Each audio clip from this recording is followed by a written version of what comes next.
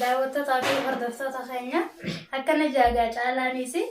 Biraan si keessa furmaatee fi jawaatee bira hojii dheeraa naafati. Isaan wajjin viidiyoo marra godhu. Isaan masaniinu yaani wal baruus ni. Waliin si barsiisa yaadiin. Shabaha marratti nani sammaan tana isaan laalaa bakki nan dalagu gaa mana arabaa keessa tana keessaan isaan beesoon viidiyoo irratti isaan daawwadhu caalaanis hedduu takka garaan nyaatee manuma arabaa sanarraa gobbee onnaddee caaluma kanaa keessaa hin baasaa baay'ee inni keessa jiru tana jee gabbee akka nagaa ani seenee rabbiin na haa gargaaru isallee rabbiin jala haa baasu isinlee rabbiin jala hambisu du'aa godhaafi.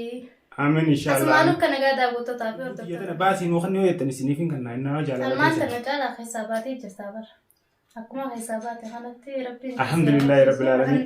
Rabbi waliin rabbi si jala hambisu. Rabbi waliin nu faadaabu. Wallahi isinlee rabbi si jala hambisu. Baraati ma akkaan isaan komanneef daftee na deebistee fakkaatti. Bara komittiin jiru isaan komachitti jiru bara. Hangam takka akkaan isaan jaaladhu ni beekanii ilmaan Oromoodhaa warri foddaa chaanaala kanaatiin nu hordofu kuni. Hangam takka jaalalaa fi kabajaan isaanii qabu. Ambar kana arrabsuus, kan na faarsuus, kan na komatus hunda keessan. Onni irraan isin jaaladha. Jaalaltiin isiniif qabu hangana jee isiniif.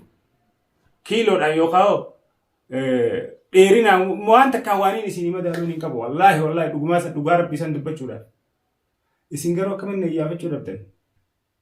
Eessatti booda'aan caalaan. Daranuu namootan gartee isin warri halaala jiru du'aayiidhaan na bira dhaabbatan dhugaadhaan niin beekaatiin isiniin jaamalee numa dubbachuuf afaan lafa taa'u jechuumaaf isiniin jaamalee bakka jirtanirraa fageenyarraa halaala irra teessanii akka isin du'aayiidhaan waa hundaanuu na bira jirtan niin beekaan wallaaleetii miti.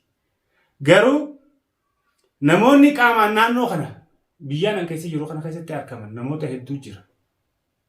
Kaniinaan rakkoo fi bal'oo dhuftu hundaaf abdadhu. Ni beeytan saabni xiyya qaaliin kabajamaan jaalatamaan ulfaataan obboleessi rabbii Mr. Jawaadeen lubbuu isaa akka dabarsee naa kan nuuni beeka garuu yeroo san keessatti akkanaaf inni wal bira hin dhaabbanne waan dalagamaa tures ni beeytan achitti zakkoon isii dhabamsiisetti akkaan ani isa bira hin dhaabbanne asitti kimiyaan na dhabamsiifte gargar nu baasanii akka nuti humna waliin taane. Tooftaa nuti yaadiin fayyadamanii istirateejii addaa diriirfataniiti duraan gamtaadhaan abdii zaqqoo hafarsaa kimiyaa ikraamee hundi isaanii guruuppiidha turan ni beeytanii zamana boodaatti bifa saniin deemanii furmaatees injifachuu dadhabnaani yerri mukaxaxa guddaadhaa firii jaalalaallee nu jidduu fuudhanii dabalatan quba qabdan waan hunda waan irraa haareetti irra deebi'ee isinii muunti. Akkasitti giruuppii isaanii bakka meeqatti adda babaasanii adda facaanii jiran akka nama wal dhabee fakkeessanii tooftaa addaa tooftaa nuti yaadiin nu fayyadamanii addaan nu facaasanii asiin nu geegan. Arra garuu alhamdulillahi rabbil alamin inshaallah numaatu addii biraatiin isinii seenaa warra waadaa biraa boru taatee iftaan taatee inshaallah furmaatee fi jawaatee birattiin isinii argamee isaanii wajjin viidiyoo isinii maree isinii deessu ta'a. Inshaallah du'aa inaa godhaa isin. Beetiin jira namtii san harkaa. Beetiin jira. Waa takka yaadina. Dhaamsoo qabaatte dhaammaddu waan fitadheetiin jira haasoo hawwu. Daawwattoota fi hordoftoota keenya akkana jaagaa caalaaniisi.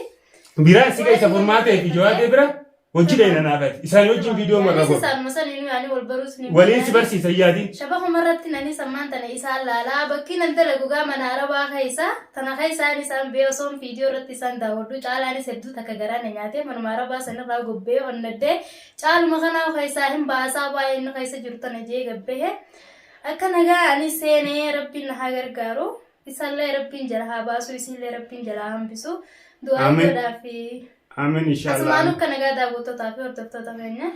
Chaanaala hiree jiru kana like, subscribe, share godhuudhaan akka nama hunda bira ga'u viidiyoon isin mishiyoon tun jechuudha. Dubartiin Oromoo intala Oromooti. Waan isin jechaa jirtu onnee isin qabdu. Inumaatu waan takkaan isin jechuu barbaada. Furmaatee lammadaa ta'uu deemti mishiyoon. Fakkeenya dubartii Oromootiif ta'uu deemti. Gabaabumatti haasoo dhedheeraan hin jiru.